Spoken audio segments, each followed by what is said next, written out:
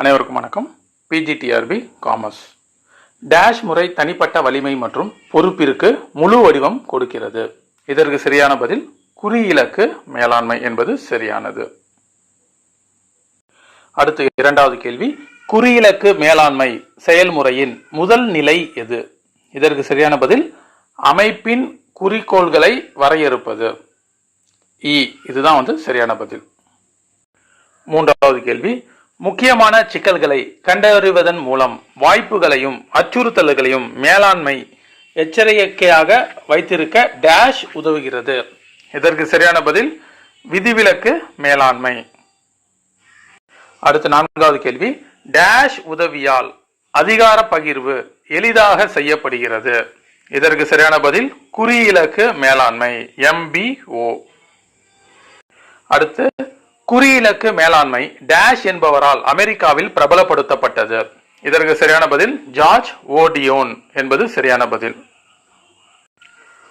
ஒரு அமைப்பில் உள்ள ஒவ்வொரு உறுப்பினரும் திறம்பட மற்றும் சுய கட்டுப்பாட்டுடன் சுய ஈடுபாட்டுடன் பங்கு வகிக்கும் நிர்வாக முறை எவ்வாறு அழைக்கப்படுகிறது? இதற்கு சரியான பதில் குறியிலக்கு மேலாண்மை என்பது சரியானது. அடுத்து குறியிலக்கு மேலாண்மையானது யாரால் அமெரிக்காவில் பிரபலப்படுத்தப்பட்டது? இதற்கு சரியான பதில் ஜார்ஜ் ஓடியோன் என்பது சரியானது. குறியிலக்கு மேலாண்மை உதவியால் எளிதாக செய்யப்படுவது எது? இதற்கு சரியான பதில் அதிகார பகிர்வு. அடுத்து கீழ்கண்டவற்றுள் அதிக நேரத்தை எடுத்துக்கொள்ளும் முறை எது? இதற்கு சரியான பதில் குறியிலக்கு மேலாண்மை. அடுத்து மேலாளர்களின் நேரத்தை சேமிக்க உதவுவது எது? இதற்கு சரியான பதில் விதிவிலக்கு மேலாண்மை. அடுத்த கேள்வி, கட்டுப்பாட்டு வீச்செல்லையை அதிகரிக்க செய்வது எது? இதற்கு சரியான பதில் விதிவிலக்கு மேலாண்மை. அடுத்த கேள்வி, டேஷ் முறை தனிப்பட்ட நபரின் திறமை மற்றும் பொறுப்புணர்வுக்கு முழு வடிவம் கொடுக்கிறது. இதற்கு சரியான பதில் குறியிலக்கு மேலாண்மை. அடுத்து டேஷ் மேலாண்மையானது நிறுவனத்தின் குறிக்கோள்களுடன் ஒரு தனிநபரின் குறிக்கோள்களை ஒன்றிணைத்து செல்கிறது. இதற்கு சரியான பதில் குறியிலக்கு என்பது சரியானது. டேஷ் என்பது ஒரு நிர்வாக முறையாகும். இதற்கு சரியான பதில் குறியிலக்கு மேலாண்மை என்பது சரியானது. குறியிலக்கு மேலாண்மை. அடுத்து அமைப்பு மற்றும் தனிநபர்களின் குறிக்கோள்களை ஒருங்கிணைக்க நிர்வாகித்தலில் ஒரு டேஷ் மேற்கொள்ளப்படுகிறது. இதற்கு சரியான பதில் முயற்சி மேற்கொள்ளப்படுகிறது. அடுத்து குறுகிய கால இலக்குடன் நிறுவனத்தின் நீண்ட கால இலக்குகளை இணைக்க டேஷ் முயற்சி செய்கிறது. இதற்கு சரியான பதில் குறியிலக்கு மேலாண்மை என்பது சரியானது.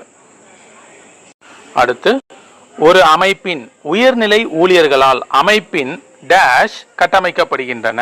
இதற்கு சரியான பதில் குறிக்கோள்கள் கட்டமைக்கப்படுகின்றன.